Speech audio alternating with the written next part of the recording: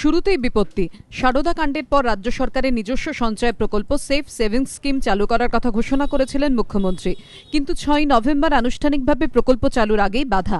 পশ্চিমবঙ্গ বিত্ত নিগম বিজ্ঞাপন দিয়ে জানায় সংশ্লিষ্ট 4টি ব্যাংকের যে কোনো শাখায় প্রকল্পের জন্য টাকা জমা দেওয়া যাবে, কিন্তু এরপরই 3টি ব্যাংকের তরফে জানানো হয় এ বিষয়ে এখনো কোনো চূড়ান্ত সিদ্ধান্ত হয়নি।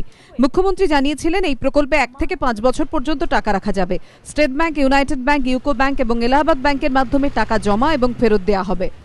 কেউ 1 বছরের জন্য করতে পারে, কেউ 2 বছরের জন্য করতে পারে, কেউ 3 বছরের জন্য করতে পারে, কেউ 4 বছরের জন্য করতে পারে, কেউ 5 বছরের জন্য করতে পারে। এটা ব্যাংকের থ্রুতে হবে। State bank, UCO bank, United bank, Allahabad bank, এই 4টি ব্যাংকে নির্দিষ্ট করা হচ্ছে টাকাটা জমা হবে থ্রু ব্যাংক, ফেরত পাবেন থ্রু ব্যাংক।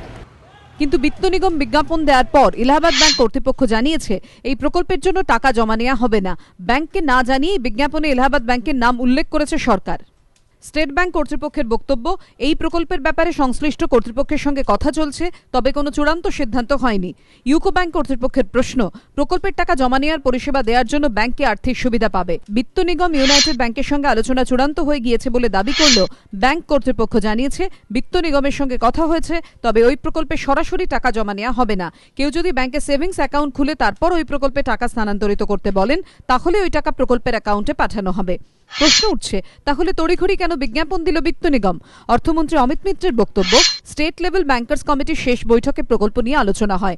সেখানে সব ব্যাংক কর্তৃপক্ষই ছিল, তবে কোনো ব্যাংকের নিজস্ব সমস্যা থাকতে পারে, এ বিষয়ে বিত্ত নিগমই বলতে পারবে। রিজার্ভ ব্যাংক তাদেরই প্রকল্পের অনুমোদন দিয়েছে, এটা অর্থ দপ্তরের বিষয় নয়। ব্যাংকগুলির সঙ্গে আলোচনা চূড়ান্ত হয়নি বলে স্বীকার করেছে বিত্ত নিগমও। রাজ্যে সেফ সেভিংস স্কিমের যৌক্তিকতা নিয়ে আগেই প্রশ্ন উঠেছে, এবার প্রকল্পে টাকা জমা দেওয়ার পদ্ধতি নিয়েও তৈরি হলো ধোঁয়াশা।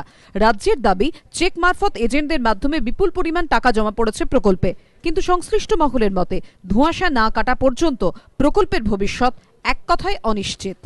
এবিপি আনন্দ।